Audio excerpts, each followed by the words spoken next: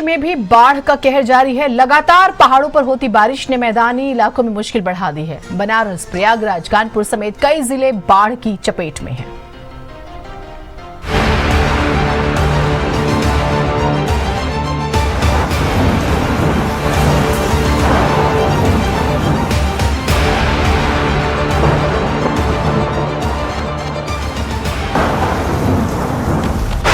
मौसम की मार, आफतों की भरमार, बारिश से डूब रहे घर व्यापार। उत्तर प्रदेश में गंगा, यमुना, बेतवा, चंबल, घाघरा जैसी सभी नदियां अपने रौद्र रूप में बह रही है और इनकी मार नदियों के किनारे रहने वाले लोगों पर पड़ रही है।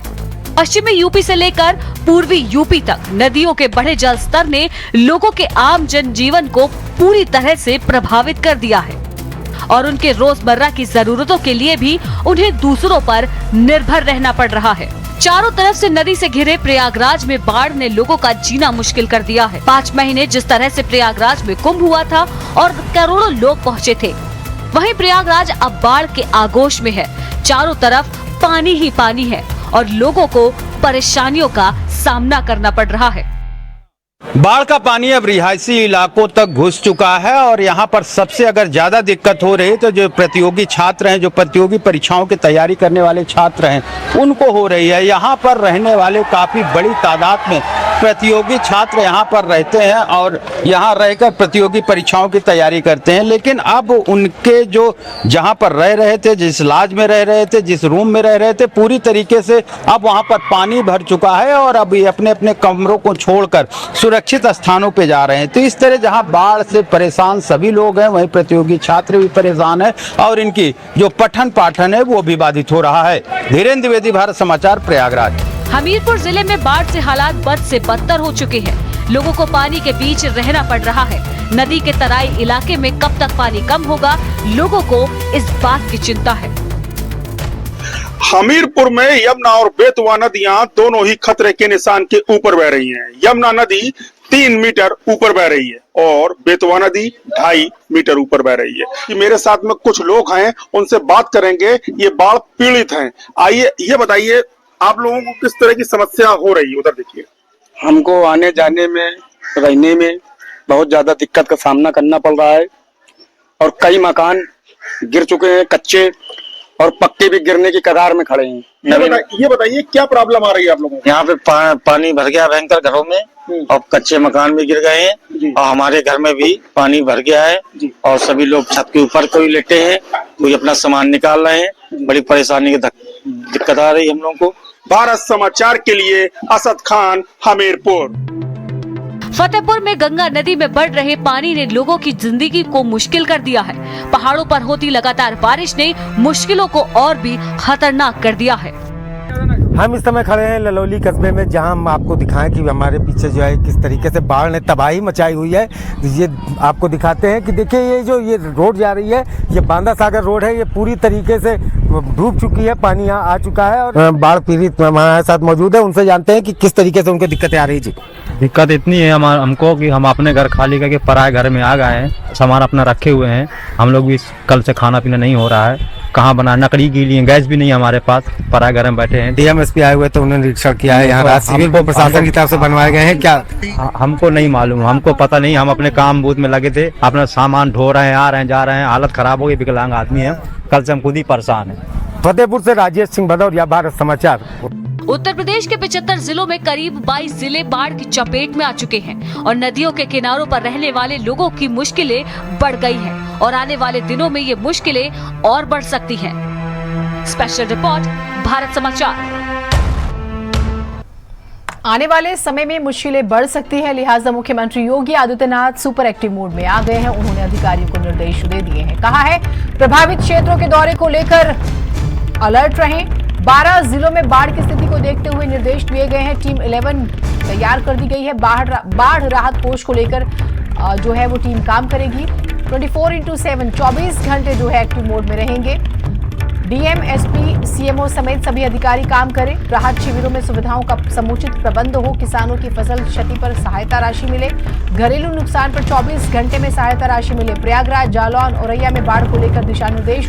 हमीरपुर, आगरा, मिर्जापुर में बाढ़ को लेकर उन्होंने निर्देश दिए हैं। हमने बनारस का भी जिक्र किया, कानपुर का भी जिक्र किया, बलिया, बांदा, इटावा, फतेहपुर।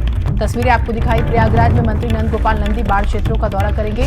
जालौन में स्वतंत्र देव सिंह, संजय गंगवार दौरा करेंगे। औरैया में स्वतंत्र देव सिंह बाढ़ प्रभावित क्षेत्रों का दौरा करेंगे। तो औरैया में मंत्री प्रतिभा शुक्ला की भी जिम्मेदारी लगाई गई है। हमीरपुर में राम केस निषाद, आगरा में जयवीर सिंह और मिर्जापुर में नंद गोपाल नंदी बाढ़ प्रभावित क्षेत्रों का दौरा करेंगे। बनारस की अगर हम बात करें तो यहाँ पे मंत्री सुरेश खन्ना, कानपुर देहात में मंत्री संजय निषाद, बलिया में दयाशंकर मिश्र दयालु करेंगे बाढ़ प्रभावित क्षेत्रों का दौरा। बांदा में मंत्री नंद गोपाल नंदी, इटावा में धर्मवीर प्रजापति, फतेहपुर में अजीत पाल बाढ़ प्रभावित क्षेत्रों का दौरा करेंगे।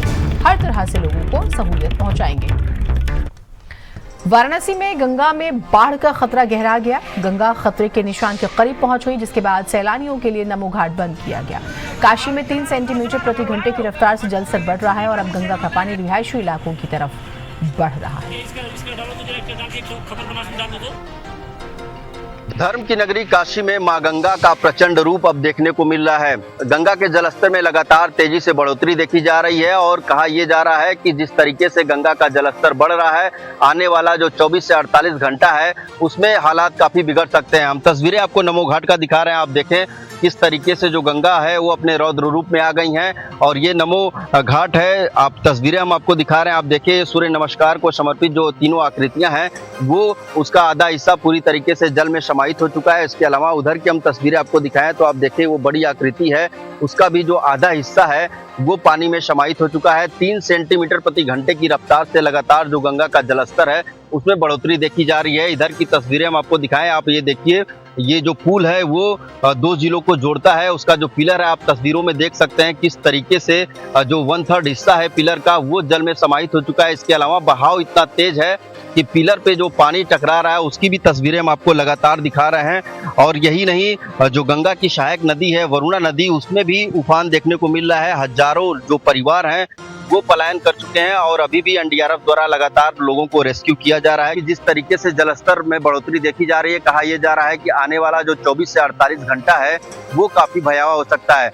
ये हम नमो घाट की आपको तस्वीरें दिखा रहे हैं। आप देखिए यहाँ पर जो पर्यटक हैं उनके आने पर पूरी तरीके से रोक लगा दिया गया है, क्योंकि जिस तरीके से गंगा का जलस्तर बढ़ रहा है, कहा यह जा रहा है कि खतरे को देखते हुए जो सैलानी हैं उन पे पूरी तरीके से आवागमन पे उनके रोक लगा दिया गया है। वाराणसी से विनीत श्रीवास्तव, भारत समाचार। पीएम मोदी ने बाढ़ की स्थिति के बारे में जानकारी ली। इस वक्त की बड़ी खबर आपको बता रहे हैं, मंडल आयुक्त डीएम से जानकारी ली है। सहायता के लिए चल रहे राहत कार्यों को लेकर भी चर्चा की। पीएम मोदी ने शिविरों में ठहरे लोगों की जानकारी भी ली है। व्यवस्थाओं के बारे में भी उन्होंने जानकारी जुटाई है, यानी कि किसी भी तरह से लोगों को दिक्कत नहीं होनी चाहिए।